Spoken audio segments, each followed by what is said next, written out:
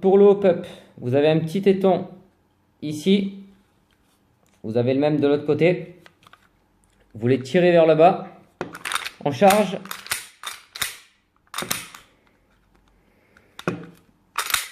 Ah putain, j'y arrive pas.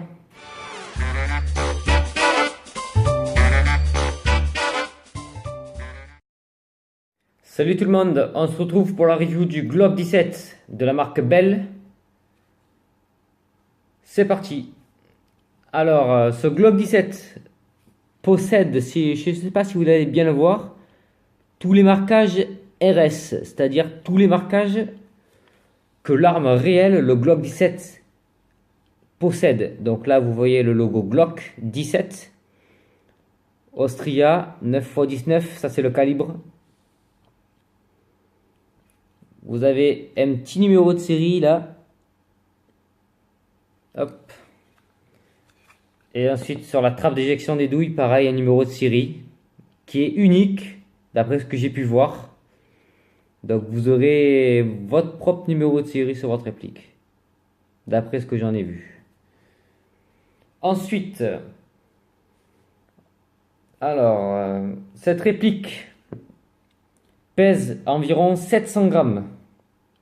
Chargeur vide. Bon, on va compter un petit peu plus avec les billes, mais bon, c'est pas grand chose. Cette réplique tire à environ 300 fps. C'est pas très mal. C'est le top pour le CQB. Ça fait pas très mal. Elle a une portée d'environ 25-35 mètres. Donc c'est correct pour un PA cheap, quoi. On va passer vite fait au chargeur. Alors, le chargeur. Chargeur métal. 24 billes qui se mettent en quinconce. Là, vous avez les petits marquages RS avec le nombre de munitions qui est dans la vraie arme. En airsoft, c'est plus du style qu'autre chose. La valve du percuteur pour la sortie de gaz ou valve de purge, tout dépend les écoles. Le talon de chargeur avec le logo Glock. Donc une petite pression du pouce. Hop, j'allais un peu trop fort. Une petite pression du pouce avec la valve de remplissage. Et la petite vis pour sortir le talon. Et pour faire une petite vidange. Ça fait pas de mal. Donc on va remettre le talon parce que j'y suis allé comme un gros bourrin. Hop, tranquille. Donc quand on y va tranquille, ça donne ça. Hop. Avec mes gros doigts, ça le fait pas. Pardon, voilà. Hop, ça fait ça. Et ensuite, on referme. Donc chargeur, 24 billes. PS, les chargeurs de la marque WE sont compatibles avec cette réplique, ce qui est pas mal. Donc pensez aux chargeurs WE. On en trouve partout, de bonne qualité. Ensuite, pour régler le hop-up, on tire la culasse. Et je ne sais pas si vous allez bien pouvoir le voir. Voilà, là on voit l'arrivée de gaz, le nozzle, la bille. Donc pour le hop-up, je vous disais, vous avez un petit téton de ce côté-là. Vous avez le même de l'autre côté. Vous les tirez en bas. Tirez, on charge. Pardon.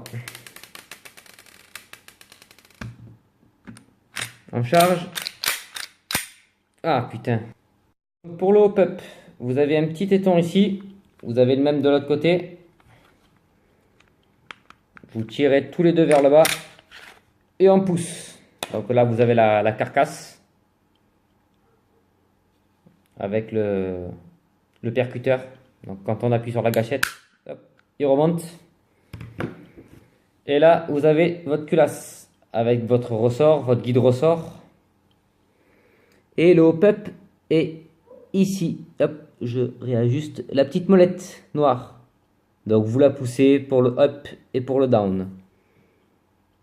Tout simple. Ensuite, pour remettre la culasse avec la carcasse, on met bien dans les rails.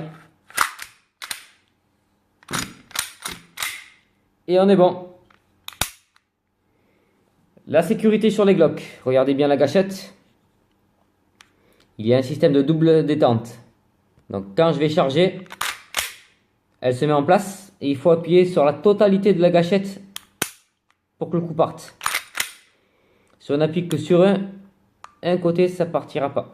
Donc il faut bien appuyer uniformément sur la gâchette. Et le coup partira tout seul. Voilà, cette réplique, je l'ai acheté 65 € sur Airsoft Entrepôt.